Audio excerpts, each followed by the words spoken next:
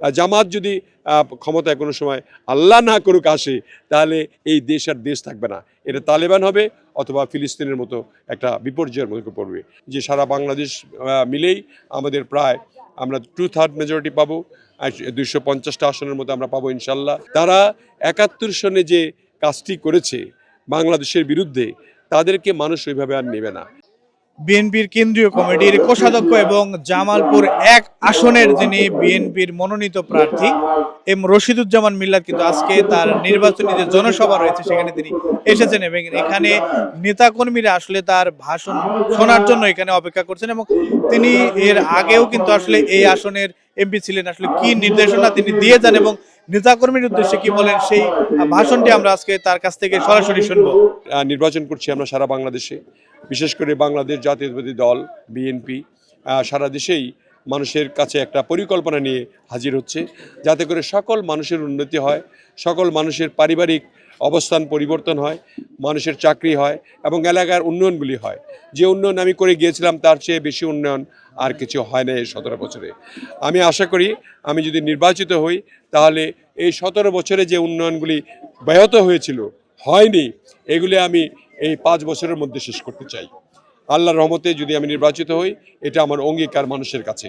আমি সকল পরিবারের প্রতি এমন আশা করি যাতে শান্তি শৃঙ্খলা বজায় রেখে সকলে চলতে পারে, আর যাতে এরকম রাহাজানি ডাকাতি খুন হত্যা এবং মানুষের হক যাতে মেরে না খাওয়া হয়।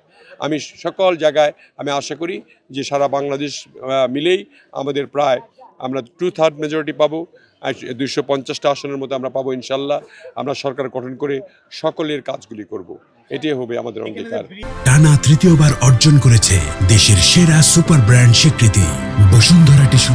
নদী ভেঙে যাচ্ছে, বিভিন্ন এলাকায় ভেঙে জায়গা সংকুচিত হচ্ছে, এটা বক্সিগঞ্জে হচ্ছে, দানগঞ্জে হচ্ছে। আমার নদী ভঙ্গটাকে রোধ করতে হবে এবং রাস্তাঘাট ছোট ছোট ব্রিজের অনেক অভাব আমাদের এই জায়গায় দেখলাম আমরা অনেক জায়গায় সংযোগ জায়গা স্থলে ব্রিজের দরকার।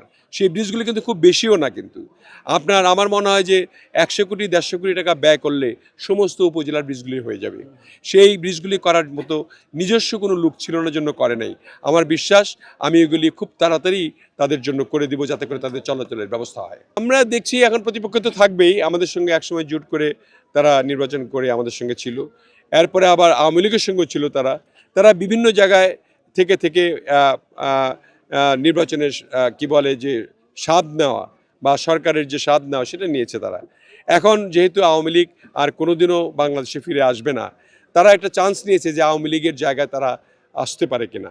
কিন্তু আওয়ামী লীগের জায়গায় তারা কোনোদিন আসতে পারবে না বলে আমরা মনে করি। এই জন্য তারা 71 সনে যে কাজটি করেছে বাংলাদেশের বিরুদ্ধে, তাদেরকে মানুষ ওইভাবে আর নেবে না।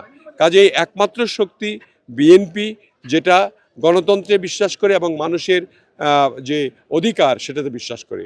জামাত যদি ক্ষমতায় কোনো সময় আল্লাহ না করুক আসে, তাহলে এই দেশ আর দেশ থাকবে না। এটা তালেবান হবে অথবা ফিলিস্তিনের মতো একটা বিপর্যয়ের মধ্যে পড়বে। সেই জন্য আমরা মনে করি বাংলাদেশের জনগণ ধানের শীষে ভোট দেবে এবং বিএনপিকে জয়যুক্ত করবে। তারা ভালো থাকতে চায়, কাজ চায়, শান্তি চায়, এই শান্তিটা আমরা দিতে চাই।